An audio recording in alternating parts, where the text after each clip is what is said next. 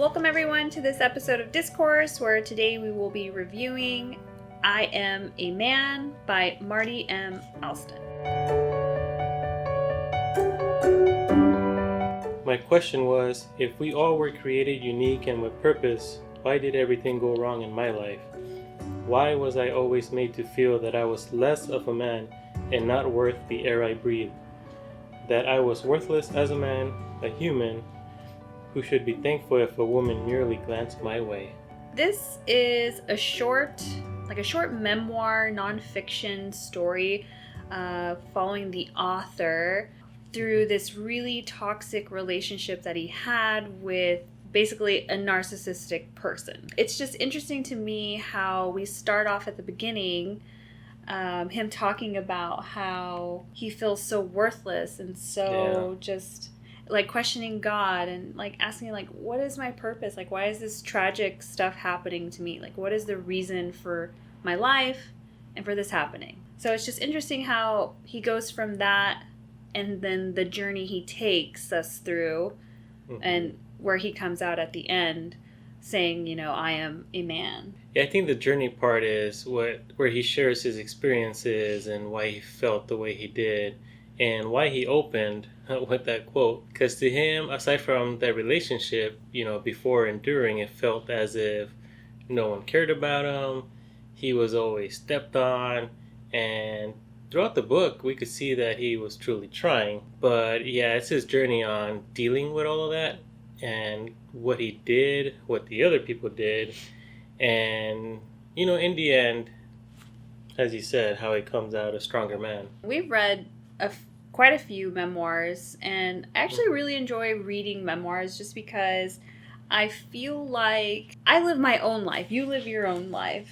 Yeah. And it's so interesting when we read about someone else's life, their cultures, their backgrounds, religious backgrounds. So I always enjoy reading the memoirs of just even strangers, not just like celebrities, because it's just interesting to know about people and what they go through and how I can connect to these strangers, these people, in even the smallest of ways, and just, I don't know, it kind of brings you know, the humanity to everything, to life. Because honestly, even though we could never say we relate to a movie star or someone in another country, reading these memoirs, you get to see that you share a lot of similar experiences. We go through similar situations.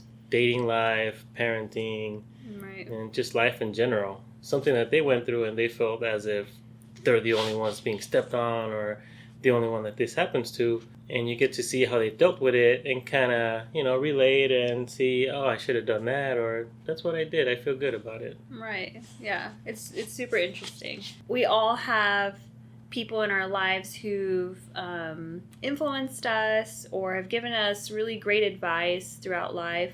So most of the time it's a lot of like the older generation in our families, right? So like grandparents. And I really like that he added that to it, because now we get to kind of know a little bit about him, like who he is as a person. So he said like his grandparents, like his grandma and grandpa, how, you know, his grandma showed him how to respect women, and his grandfather showed him like, hey, you know, you don't cause trouble with people in our neighborhood because, you know, we can't live in this neighborhood without peace. You know, you got to have the peace. Yeah, just like your neighbors, love them or hate them, you got to live next to them. So you got to have, you know, a respectful relationship. You know, if you're going to fight, but squash it. Like, deal with it and move on. We all still got to live with each other. Yeah. So I like that part too, because you kind of get to know a little bit more about him personally. So the book is pretty depressing just because, you know, it is about this toxic relationship, how this woman just kept putting him last, cheating on him and not telling him about it, lying and things like that. In contrast to that, the author does a really good job with implementing some comedic relief. And so we're going to read a quote. Yeah. So this was Miss Barbara, which was an elderly lady who treated him like her own son. Yeah. And she wanted to celebrate. Like he just got a degree, so she wanted to celebrate with him. So the author was telling Miss Barbara about this young lady that, you know, that he met at church, and he was excited about dating, and she wanted to meet her. and told him that when she met this young lady, she was going to tell her, hey, you better treat him right. And he was kind of like, no, don't do that. Like, come on. So he graduated, got his degree, invited her and the young lady, his girlfriend at the time, to a dinner. And so Miss Barbara gets in the car, and what's the first thing she says? So, here you go. As soon as Miss Barbara got into the car, she didn't waste any time. She said hello to the young lady, and then, Marty is very special to me, and you need to treat him right.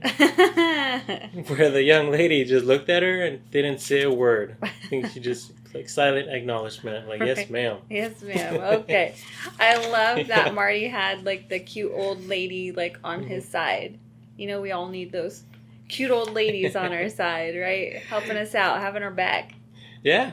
Because, and we talked about that, too, as when you think everything's going wrong, your own friends, like, you feel like you're getting backstabbed or they don't care about your life, there's always someone, young or old, you never know, who has your back, no matter what, and they truly care. And like this Miss Barbara, he probably just met her or knew her from church, right. But treated him like her own son, and she's very honest, and told a random stranger, this is my boy, you got to treat him good.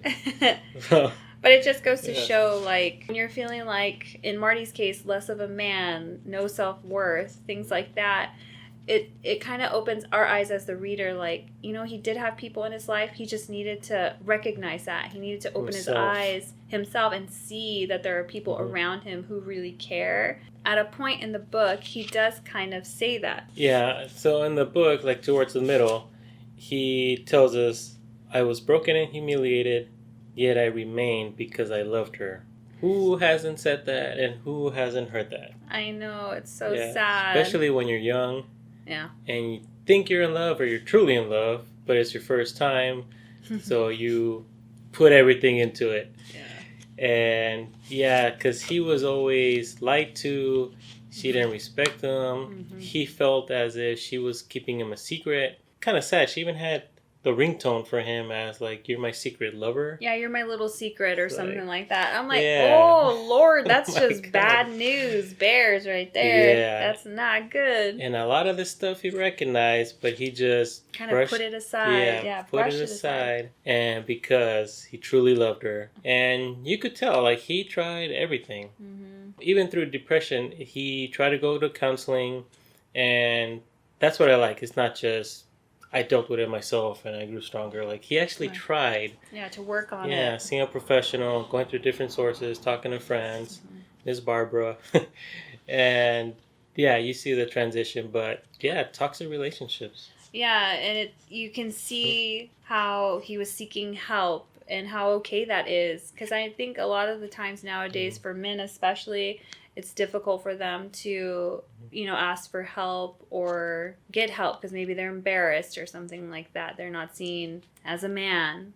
But for him, I think this was, like, truly an uplifting moment part in this story, because now we're starting to see the changes that are being made, the recognizing of the toxic relationship that he's in, and just knowing, like, I've got to change not just the relationship, but also, like, me. You know, I need to become better for myself. And I feel like that's kind of the message, really, of the book, I think. Because he did start standing up for himself, calling her out on things, sharing information with friends, or even people that got too nosy. We all got, those people around us.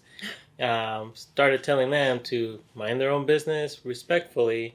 But this is his life. He's an adult and he's dealing with it. When he needed advice, he sought it. When he didn't want it, he tried to deal with it himself. Right. So needless to say, he's no longer in that relationship. He came into the light, right?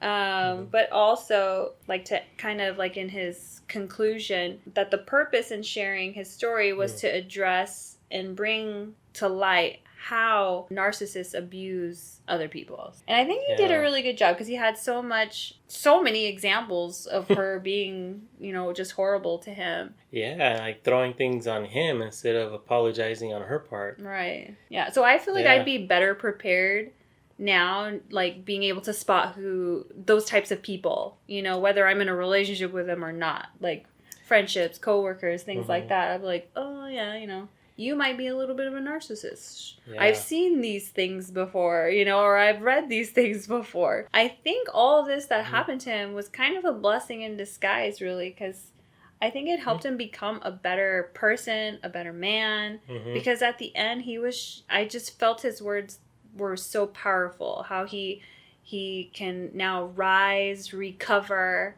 and live. Like truly live on his Right. terms. Thanks for hanging out with us today. Please make sure to check out I Am a Man by Marty M. Alston.